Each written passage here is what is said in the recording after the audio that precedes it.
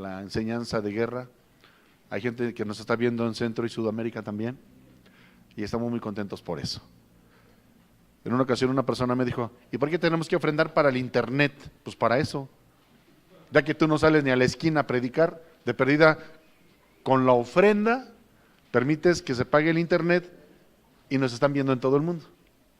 O sea, estás invirtiendo en el reino de los cielos. Amén. Hay mucho que seguir hablando acerca del terreno y acerca del enemigo. Tengo que mencionarte, por ejemplo, hay algunos más actualizados, objetos anatema, ¿no? Veníamos manejando mi esposa y yo y veo un carro que traía un pescadito. Y más o menos el pescadito te hace pensar que el que va manejando ese carro es un... Digo, a veces es lo que uno piensa. ¿Perdón? Un jarocho. No, es que sí. Y entonces viene y traía el nombre de Jesús. Y normalmente cuando veo, digo, ay, mira, gloria a Dios, ahí va un hermano. Y en el espejo de retrovisor traía colgado un atrapasueños.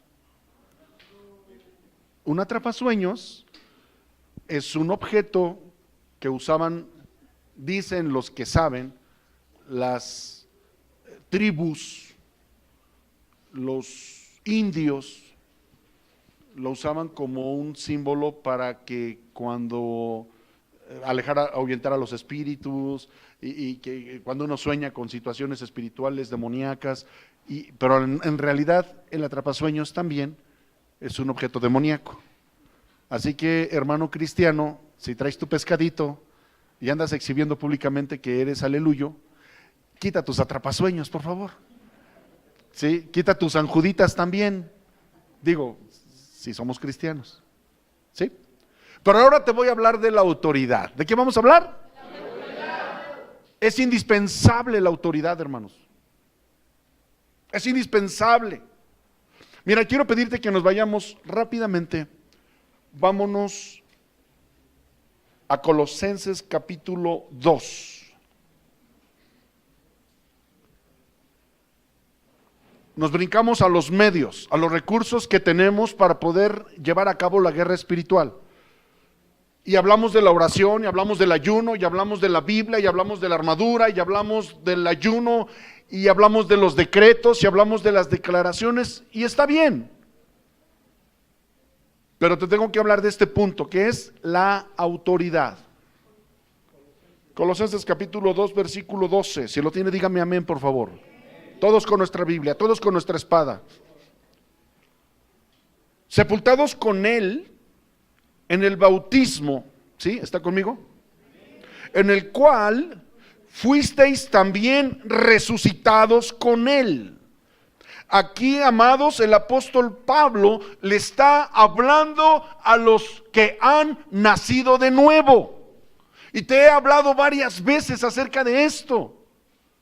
Hay gente que viene a la iglesia, hay gente que diezma, hay gente que ofrenda, hay gente que alaba, hay gente que sirve a Dios, pero no ha muerto y no ha resucitado juntamente con Cristo. A eso, mis amados, es a lo que la Biblia le llama el nuevo nacimiento.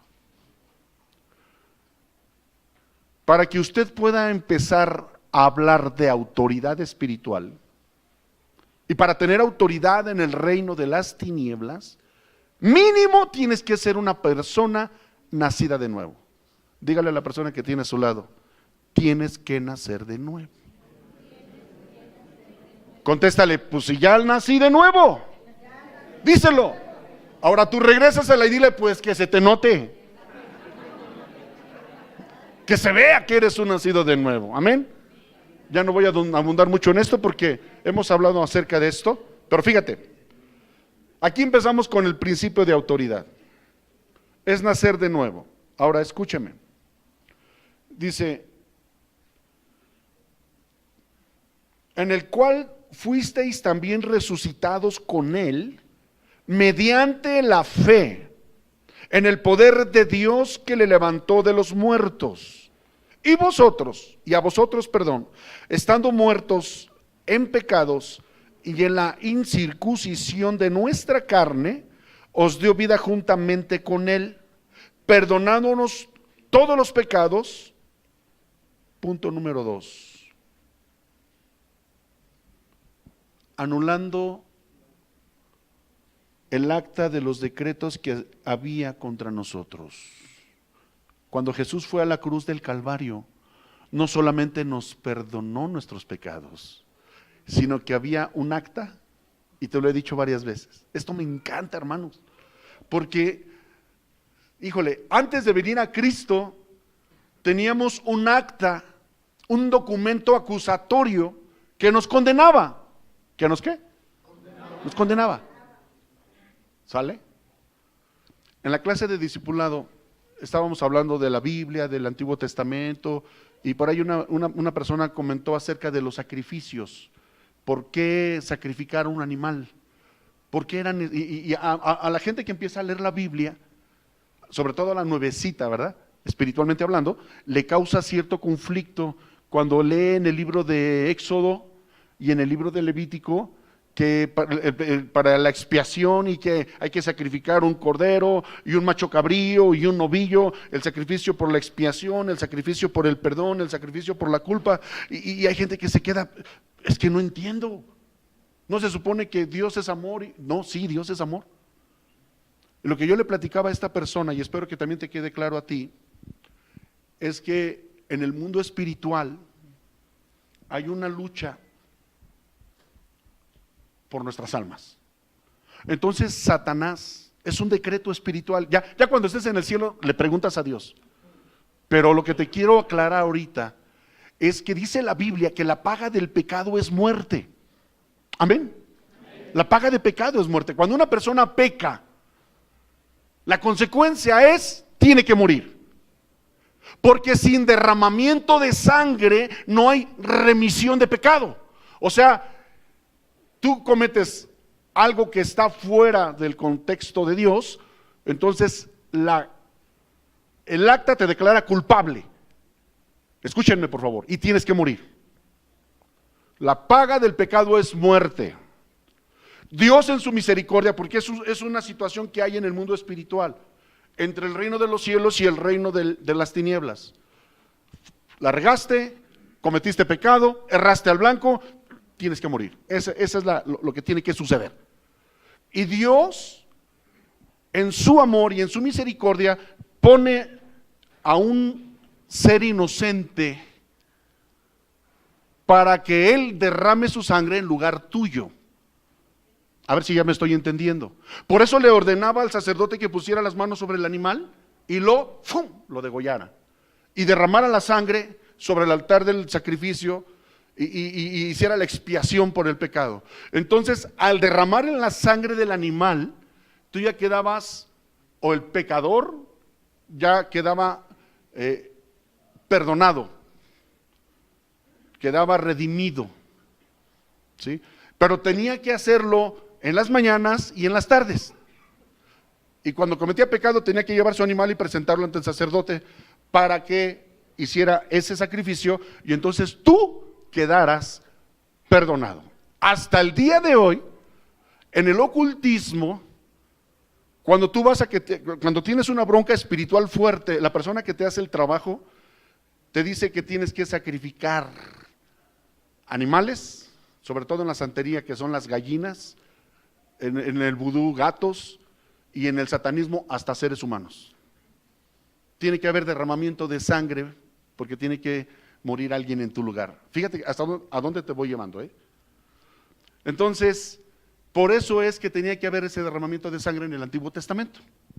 Pero también dice en la palabra que todo lo que había en el Antiguo Testamento era sombra de lo que iba a venir después. Y cuando Juan el Bautista ve por primera vez a Jesús, dice: he ahí el Cordero de Dios, ¿ah?, que quita el pecado del mundo. A partir de la venida de Jesús, ya no hubo más necesidad de sacrificar corderos, porque Jesús en su persona, en su humanidad y en su divinidad, se ofreció. Fue el sacrificio perfecto por el perdón de nuestros pecados.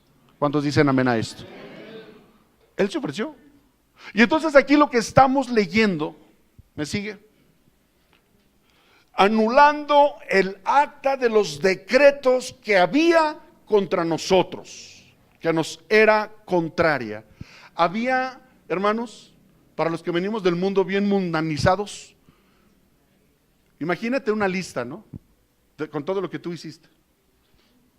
¿Qué hacías antes de venir a Cristo? Tranza, mentira, robo, alcoholismo, adulterio, fornicación, todo. El diablo ya te tenía con una lista así de, mira, acaba de hacer esto, anótale bien. Y ahí está un chamuquillo anotándole bien. Todo lo que tú hiciste, hermano, cuando sea, de veras, cuando sea el día del juicio te vas a acordar.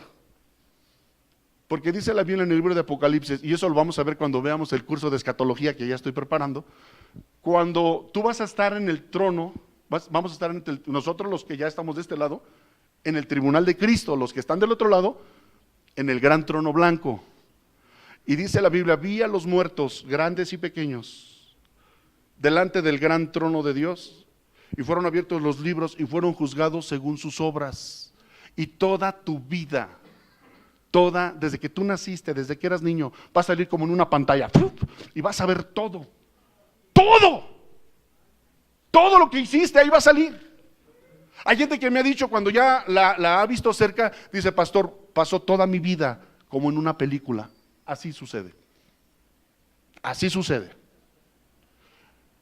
Hasta el momento en que moriste. Y algunos van a decir, es que yo no sabía eso. Y el Señor te va a decir, es que en la Biblia ahí estaba. Hubieras ido a la iglesia, a los cursos de guerra espiritual, y el pastor te lo iba a enseñar, pero no quisiste ir. Preferiste quedarte a ver el partido de los Dorados contra quién. Entonces, hermanos, esa acta, algunos tenían, de esos hermanos que son mosca muerta, que no matan ni un zancudo, 3 pecadillos, ¿no? Pero la neta, la mayoría de los que estamos aquí, yo me imagino un rollo de esos de lona, así, de esos de 50 metros, y síguele anotando, hasta que llegué a los pies de Cristo. ¿Sí o no, mi Juan Carlos? ¿O cómo estaba su rollo? Ahora sí que cómo estaba su rollo. Estaba larguito, ¿ah? Sí, se le ve cara de rollo largo. Voltea a ver al que tiene a su lado y dígale, se te ve cara de que tu rollo también estaba chonchito. Ahí estaba. Ahora, no me quiero desenfocar, escúchame.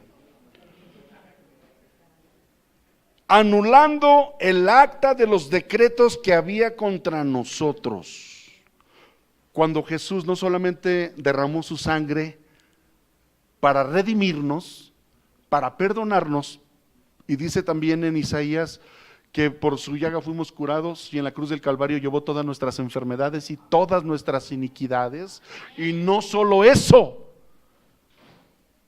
o sea, no solo fuimos perdonados, no solamente fuimos sanados, no solamente fuimos liberados, sino que esa acta que el diablo ya estaba ahí esperando a que te murieras para jaretártela en la cara y decirte, mira, por esto te vas conmigo al infierno, por esto, ¿cómo ves?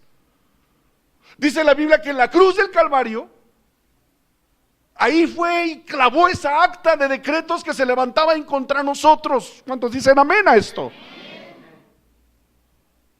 Y fue ahí a la cruz, y ahí la clavó.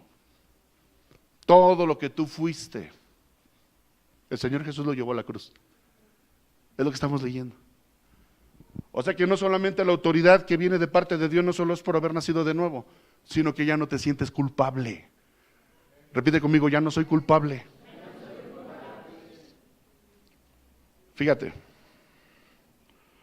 Y despojando, no, espérame, aquí quiero, dice, fíjate, quitándola de en medio y clavándola en la cruz. Toda la porquería que tú fuiste, toda la perversión que tú hiciste, el Señor Jesús ya la llevó y está clavado en la cruz. ¿Cuántos dicen amén a esto? Amén. Esto es lo que el mundo no entiende. Esto es lo que la gente de allá afuera dice, no, están bola de fanáticos, bola de locos. Por eso dice la Biblia que al que más se le perdona, más amor muestra. Amén. Ahora fíjate. Y despojando a los principados y a las potestades. Es decir, está el documento, el rollo, ¿sí? Están los demonios celebrando todas las porquerías que hiciste. Pero en el momento en que esa acta que nos era contraria es clavada en la cruz, se levanta Jesús en el poder del Espíritu Santo y exhibe, dice exhibiendo públicamente, ¿sí lo dice así? Dice exhibiendo públicamente a los principados y a las potestades, los exhibió públicamente, triunfando sobre de ellos en la cruz. Repita conmigo: Jesús ganó. Jesús venció. Cuando Jesús derrota, cuando Jesús exhibe públicamente a los principados, a las potestades y a todo señorío que se nombra, Jesús no solamente los derrotó, sino los exhibió. Ahora escúcheme, esa autoridad que Jesús ganó, esa autoridad que Jesús dice, toda autoridad me ha sido dada en el cielo y en la tierra. ¿Se acuerda que lo leíamos hace 8 días? Está, fíjese, está en Lucas, ¿dónde estoy? Es Lucas 10:17. Volvieron los 70 con gozo diciendo: Señor, aún los demonios se nos sujetan en tu nombre. Y les dijo: yo veía a Satanás caer del cielo como un rayo. He aquí os doy potestad de hollar serpientes y escorpiones y sobre toda fuerza del enemigo, y nada nos dañará. Jesús ganó la autoridad. Ahora la comparte con nosotros. He aquí, les dice a su iglesia, les doy potestad, autoridad de hollar sobre serpientes y sobre escorpiones. Ahí empieza la autoridad delegada. Él la gana, exhibe a Satanás, lo derrota, y dicho sea de paso, he estado platicando con jóvenes que han estado involucrados en el satanismo, y a ellos les enseñan que fue Satanás el que venció a Jesús en la cruz. Es lo que les enseñan en el ocultismo, hermanos. En el carnaval de Río de Janeiro, en Brasil, y dicho sea de paso, la palabra carnaval significa carne ofrecida a Baal, y eso es antes de la Semana Santa. 40 días antes de la Semana Santa, varios países y varios estados, aún de la República Mexicana, celebran el carnaval. Y es un tiempo donde no solamente se ofrece sacrificios de carne a Baal, sino que se ofrece todo tipo de inmundicia y todo tipo de perversión. Y lo que acabamos de ver es que celebrando, fíjense, en medio carnaval, digo, para aquellos escépticos y para aquellos que dicen, es que no tiene nada de malo, pastor, hacen una representación de Satanás con los demonios, y sale un tipo todo ahí mamarracho, representando a Jesucristo, y lo tiran por el suelo y lo arrastran, y todo el mundo riéndose. No sé si alguien vio ese video. Y todo el mundo ja, ja, ja, y llega el diablo y lo arrastra, y eso es lo que a la gente le enseñan en el ocultismo, pero también es lo que le quieren enseñar a la gente del mundo, que Satanás venció a Jesús. Y sale este tipo vestido de Satanás y sale arrastrando al supuesto Jesucristo, y toda la gente se está celebrando, porque eso es lo que se celebra en el carnaval. Sí, mija.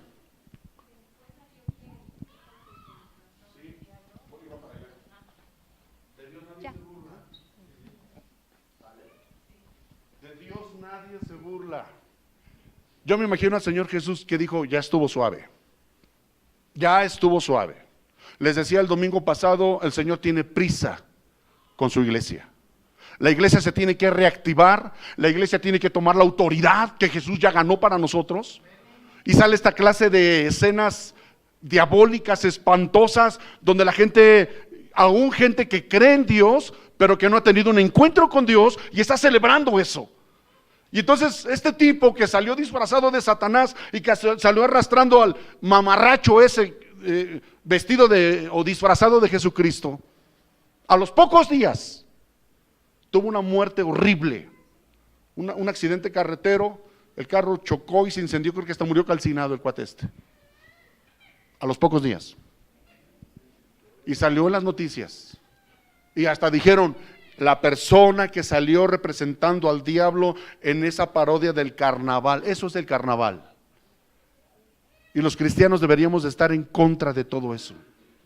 En un pueblo, creo que en el estado de Hidalgo, una persona me platicó que después de que celebran el miércoles de ceniza, la gente se pone, y a partir del miércoles de ceniza empieza lo que son los 40 días, y entonces hay pueblos, hermanos, donde se desatan, donde ellos dicen, y avalados por el catolicismo romano, tienen chance de drogarse, de alcoholizarse, y al cabo son los 40 días previos a la muerte de Jesús, a lo que es la Semana Santa. Y pero eso hacen de lo que, de ver, o sea, dices, espantosamente, se depravan, se denigran. Al cabo es el tiempo son los 40 días previos a la Semana Santa. Se nos da chance de hacer lo que quieramos. Y ya cuando venga la Semana Santa y cuando venga la pasión de Cristo, entonces ahora sí nos arrepentimos, nos ponemos nuestras capuchas y ahí vamos hasta flagelándonos y arrastrando cadenas. Eso no tiene nada de bíblico, eso es diabólico. Eso de ir, la representación que hacen en Iztapalapa cada año de la Semana Santa, ¿sale? Porque hay hermanos que, ay pastor, es que es la pasión de Cristo, se pone bien chido, pastor. Vaya, nada más no ande de chillón,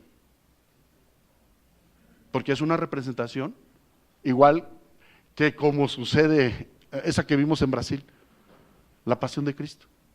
Se celebra la muerte de Cristo y los cristianos celebramos que Cristo no está muerto, que Cristo resucitó y venció a la muerte. Jesús venció a Satanás. El mundo lo tiene que saber. Cristo vive. El que fue derrotado fue el diablo. En el nombre de Jesús. Y se lo tenemos que enseñar a la gente allá afuera, hermanos. Se lo tenemos que enseñar a la gente allá afuera. Espérate, Satanás fue derrotado. Mi Cristo es el que vive. A ti te tienen engañado. Y cuidado con eso de la Semana Santa, que ya están todos los preparativos. Y ya están ahí en Iztapalapa. Una vez me platica un pastor que andaba por allá. Y le causó mucho impacto porque de por sí nos critican el tonito chilanguero. ¿Verdad? Este hermano viene de Culiacán, algunos ya saben quién es. Y dice que andaban por ahí. Y que sale un soldado vestido de romano, un centurión, con una frase así en un griego profundo y un flagelen al nazareno. Y todo el tiempo, flagelen al nazareno, así, bien chilangote el romano. Ay. Primera clase de autoridad. Para aquellos que nos gusta todo lo que es el tema del liderazgo, podrá clasificarse varios tipos de autoridad, pero para fines de este estudio, te voy a mencionar 3 clases, nada más. La primera clase que te quiero mencionar es la autoridad delegada. ¿Qué significa autoridad delegada? La autoridad delegada, mis amados, es dar a una persona o un organismo un poder, una función o una responsabilidad a alguien para que las ejerza en su lugar, o para obrar en representación suya. Esta es la autoridad delegada. Y esta es la autoridad que Jesús nos deja a todos los cristianos. ¿A todos los qué? Cristianos. Es una autoridad que tenemos en su nombre. Marcos 16, 17. Estas señales seguirán a los que creen en mi nombre. Echarán fuera demonios. Tenemos la autoridad delegada de parte de Jesús porque somos sus hijos, porque somos su pueblo, porque ya fuimos perdonados, porque ya fuimos redimidos y porque nacimos de nuevo. ¿Cuántos dicen amén? Con esa autoridad, hermanos, a ese nivel de autoridad, cualquier cristiano podría estar en condiciones de enfrentar al mundo espiritual, el reino de las tinieblas. Cualquier cristiano, cualquier persona que está entendiendo esto. Por eso es tan importante que entendamos los principios de guerra espiritual. Autoridad delegada. Jesús ya la ganó. Por eso dice, hay varias citas bíblicas que mencionan esto, me quiero ir rápido. Lo decíamos, Marcos 16, 17. Esas señales seguirán a los que creen en mi nombre, echarán fuera demonios. Y luego también lo que dice Efesios. Rápidamente quiero que me acompañes a Efesios 1, 21, 23.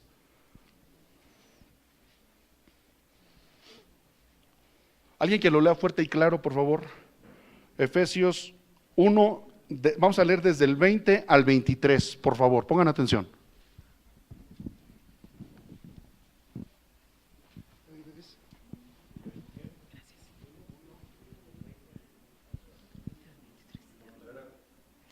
La cual operó en Cristo, resucitándole de los muertos y sentándole a su diestra en los lugares celestiales, sobre todo principado y autoridad y poder y señorío, y sobre todo nombre que se nombra, no solo en este siglo, sino también en el venidero. Y sometió todas las cosas bajo sus pies, y lo dio por cabeza sobre todas las cosas a la Iglesia, la cual es su cuerpo, la plenitud de aquel que todo lo llena en todo.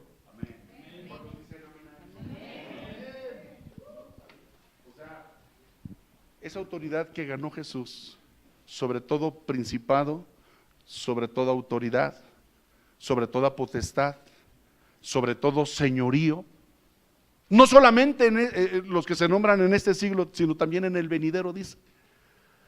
Y dice, y toda esa autoridad la delega su autoridad a la iglesia, que es su cuerpo. Con esto te tengo que decir que cuando tú ya recibiste a Jesús en tu corazón, le pintaste la raya a todo lo que tiene que ver con la vida del pecado, de la mentira, de la murmuración, de la tranza, del chisme, y empiezas a caminar en obediencia, automáticamente tomas la autoridad de parte de Jesús. ¿Se acuerdan que les platicaba que Satanás sabe perfectamente quién está en pecado y quién no? Porque, ¿cuál es la marca? Una luz aquí. Eso me impactó, hermanos. Y mientras más el cristiano está consagrado a las cosas de Dios. Estoy leyendo el libro de Éxodo y cuando dice la Biblia que Moisés baja de haber estado cara a cara con Dios. Fíjate qué hermoso está esto. Y va de la mano con la revelación que les platiqué. Moisés bajaba de estar en el cerro con Dios, hablando cara a cara con Dios, y bajaba del cerro y dice que le resplandecía el rostro. Y la gente lo veía y se tenía que tapar porque era una luz muy fuerte. Moisés se tenía que poner un velo. Esa es la manifestación gloriosa de estar en la presencia de Dios. Dice por ahí en la oración sacerdotal, que Dios haga resplandecer sobre de ti su rostro. Y los diablos saben eso. Cuando un cristiano está lleno de la presencia de Dios, se refleja la luz de Jesús, se refleja el resplandor de la gloria de Dios. Y eso lo sabe Satanás. Amén. Autoridad delegada. Para aquellos que estamos dando pasos, para aquellos que estamos siguiendo y que al igual que Zaqueo, como el domingo les predicaba, hemos pagado un precio.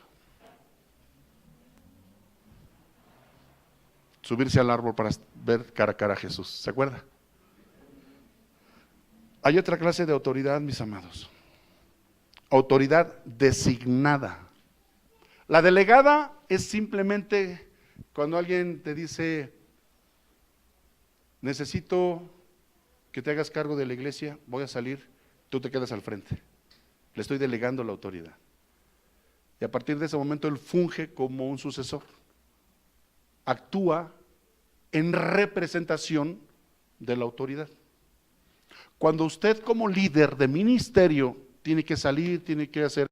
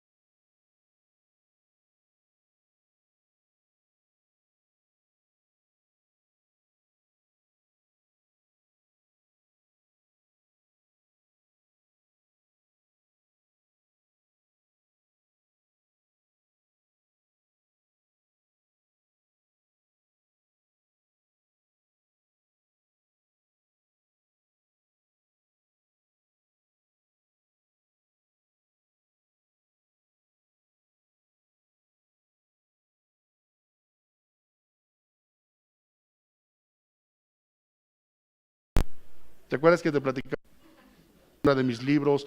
Todo en orden lo entregaba. A veces la letra así se iba así como que eran puras rayas, porque me quedaba dormido escribiendo, así delante de Dios se los digo. Así que cuando ahora veo, hermano, ¿por qué no tomó su discipulado? Es que no puedo, es que no se me da.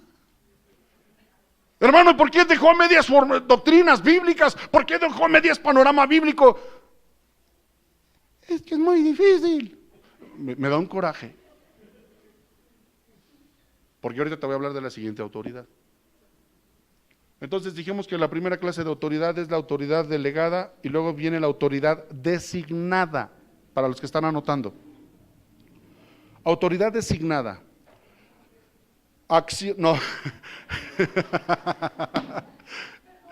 No, esa no la tengo, pero suena bien. Autoridad resignada. Te toca. Pues ya ni modo, ya que. Hermano, ¿de qué iglesia nos visita, perdón? Ministerio Casa de Oración. ¿Está aquí en Naucalpan o dónde está? Por la Cañada. Gloria a Dios, sea bienvenido. Cuando escuche este tipo de cosas, usted cierra su oído, hermano. Desecha lo malo y retenga lo bueno, por favor. No, va a decir, no, en esa iglesia están bien resignados. Autoridad designada, no resignada. ¿Sí, mi hermana Cristi? Sí, gracias. Dice, acción de designar o señalar a una persona o una cosa para un fin determinado. ¿Sale? Esta clase de autoridad ya no es tanto ¿cómo lo dije? La primera clase, la delegada. Acuérdate, la delegada es cuando actúas en representación de, ¿sí? Esa es la delegada. La designada es cuando tú ya te ganaste el título. La designada es, ¿sabes qué? Necesitamos un líder para este ministerio. Estamos orando, estamos ayunando y el Señor nos está mostrando que tú cumples ese perfil. Vemos tu lealtad, vemos tu compromiso, vemos tu fidelidad y necesitamos que tú también ores y que el Señor te confirme a ver si puedes apoyarnos en este ministerio. Entonces ya hay una designación. ¿Hay una qué? Y esa ya es otra clase de autoridad. Platicaba con un ministro y me decía, pues yo no hago nada si el Espíritu Santo no me dice. A ver, eso se oye bonito. No voy allá si el Espíritu Santo no me lo muestra. No oro por los enfermos si el Espíritu Santo no me lo dice. A ver, espérame. Cuando ya tienes autoridad delegada, ya no esperas lo que te diga el Espíritu Santo, porque ya sabes